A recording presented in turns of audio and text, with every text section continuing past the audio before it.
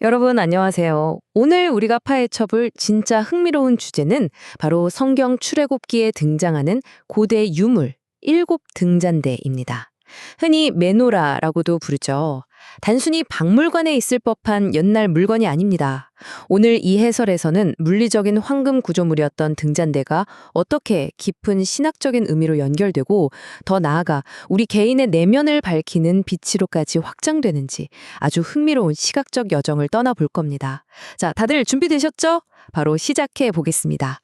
오늘 우리가 함께 살펴볼 내용의 로드맵입니다. 1번, 물리적 유물인 순금 등잔대부터 시작해서요. 이것이 세상의 빛으로 어떻게 해석되는지, 그리고 교회의 거룩한 사명과 우리 성도의 순수한 헌신까지 쫙 이어서 살펴보겠습니다. 자, 첫 번째 파트 출애굽기에 등장하는 물리적인 유물로서의 순금 등잔대입니다. 등잔대, 그러니까 메노라가 도대체 뭔지 명확하게 그림을 그려볼까요? 한번 상상해 보세요. 성막 안쪽의 성소는 창문이 진짜 단 하나도 없는, 빛이라고는 1도 안 들어오는 완전 캄캄한 공간이었습니다. 그 칠흑 같은 어둠 속에서 7개의 가지를 가진 이 금 등잔대는 예쁘라고 둔 장식품이 아니었어요.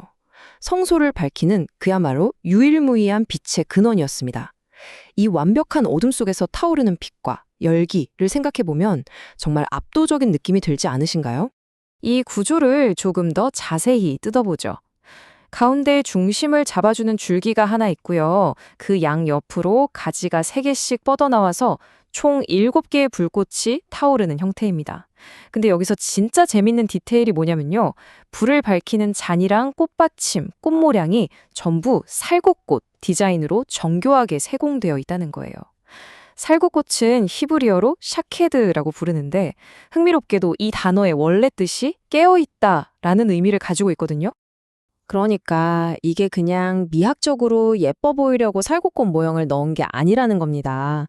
깨어있다는 뜻의 이 디자인은요, 하나님께서 항상 깨어 계셔서 당신의 약속을 반드시 성취하시고 지켜보신다는 엄청나게 강력한 영적 메시지인 거죠. 금으로 만든 꽃잎 하나하나가 하나님의 철저한 보호와 섭리를 상징하고 있었던 겁니다. 진짜 놀랍지 않나요? 자, 그리고 제작 방식이 또 기가 막힙니다. 이 거대한 금 등잔대는요, 오른쪽처럼 여러 조각을 따로따로 만들어서 대충 용접해 붙인 게 아닙니다. 순금 한 달란트를 망치로 일일이 두드려서 이음새가 전혀 없는 통짜로 만들어냈어요. 이 거대한 하나의 순금 덩어리는 절대 분리될 수 없는 교회의 유기적인 통일성, 그리고 순결함을 눈으로 딱 보여주는 완벽한 시각자료인 셈이죠. 그럼 두 번째 파트로 넘어가 볼까요? 2. 세상의 빛. 이 유물을 개혁주의 신학의 렌즈로 보면 어떻게 해석되는지 보겠습니다. 방금 본 물리적인 세부 사항들이 신학적 의미랑 어떻게 매칭되는지 보면 정말 딱딱 맞아떨어집니다. 창문 없는 캄캄한 성소는 우리가 사는 어두운 세상을 의미하고요. 그 안에 유일한 빛인 등잔대는 하나님께 나아가는 유일한 길이신 예수 그리스도를 상징합니다. 그리고 7개의 가지와 불을 밝히는 순결한 감람류는요, 우리 안에서 역사하시는 성령님의 완벽한 은혜를 뜻하죠. 모든 요소가 다 기독론적이고 성령론적인 의미로 꽉꽉 채워져 있는 겁니다. 여기서 이 숫자 7을 또 빼놓을 수 없죠. 성경에서 7은 다들 아시다시피 완전함을 상징하는 대표적인 숫자잖아요. 줄기와 가지가 합쳐져서 만들어내는 이 7개의 불빛은 요한계시록에 등장하는 하나님의 7용, 즉 흠없고 완벽하게 역사하시는 성령의 임재를 쫙 보여주는 겁니다. 빛의 완전성이 곧 영적인 완전성으로 이어지는 거죠. 세 번째 파트, 교회의 거룩한 사명, 즉 공동체적 적용에 대해 알아보겠습니다. 이 등잔대 관리가 얼마나 빡빡했는지 아세요?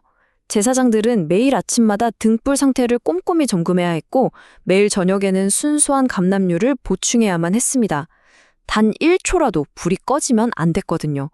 이건 그냥 제사장들이 부지런했다는 걸 넘어서 오늘날 교회가 이 어두운 세상에 진리의 빛을 단절없이 계속 비추어야 한다는 아주 거룩하고 치열한 사명을 보여주는 겁니다.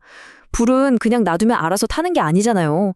끊임없는 헌신이 필요하다는 거죠. 그리고 성소 내부의 공간 배치가 진짜 핵심인데요. 빛을 발하는 금 등잔대 바로 맞은편에 떡을 올려두는 진설병 상이 놓여 있었어요. 빛이 방 건너편의 떡을 환하게 비추는 구조인 겁니다. 이게 무슨 뜻이겠어요? 생명의 떡이신 그리스도의 말씀을 우리가 온전히 깨닫기 위해서는 반드시 빛이신 성령님의 조명하심이 필수적이라는 뜻입니다. 빛이 없으면 떡을 볼 수 없듯이 성령의 도우심 없이는 말씀을 이해할 수 없다는 정말 완벽한 시각적 비유입니다. 자, 이제 마지막 네 번째 파트입니다. 가장 미시적인 관점인 성도의 순수한 헌신에 대한 청교도적 시각을 살펴볼게요. 여기서 여러분께 직접 한번 질문을 던져보고 싶네요. 3,500년 전 광야에서 타올랐던 이 고대의 불빛, 지금 여러분의 내면을 비추는 거울로 삼는다면 어떨까요? 지금 이 순간, 이 빛은 여러분의 영원 깊은 곳을 어떻게 비추고 있습니까? 흥미롭게도 청교도 학자들은 이 등잔대가 주변만 밝히는 게 아니라 반짝이는 금으로 된 자기 자신까지도 환하게 비춘다는 사실에 주목했어요. 그러니까 성도는 성령의 강렬한 빛 아래서 남의 어둠만 탓할 게 아니라 가장 먼저 내 안에 숨겨진 죄성을 살피고 거룩함을 유지하는 자기 성찰의 도구로 이 빛을 써야 한다는 거죠. 뼈 때리는 통찰 아닙니까? 게다가 불을 밝히는 데 들어간 재료들을 생각해 보세요. 불순물이 1도 섞이지 않은 순금이랑 제일 깨끗하게 짜는 순수한 감람유만 썼단 말이죠. 이걸 바탕으로 청교도들은 우리의 신앙이나 헌신에도 어떤 인간적인 욕심이나 세속적인 목적 같은 불순물이 섞여서는 안 된다고 아주 강력하게 강조했습니다. 완전한 순수성 그 자체를 요구한 거죠. 자, 오늘 해설을 마무리하면서 여러분이 꼭 한번 생각해 보셨으면 하는 질문을 남깁니다. 망치로 쳐서 만든 하나의 순금, 끊이지 않는 기름, 그리고 성령의 빛. 여러분이 이 거룩한 빛을 품고 각자의 일상과 세상 속으로 걸어 나갈 때 과연 내 안에 어떤 불순물들을 과감하게 버려두고 가시겠습니까? 빛은 어둠 속에서 가장 순수하게 빛나는 법이죠. 오늘 이 시간이 여러분의 내면에 작은 불꽃을 켜는 계기가 되었기를 바랍니다. 함께 해주셔서 감사합니다.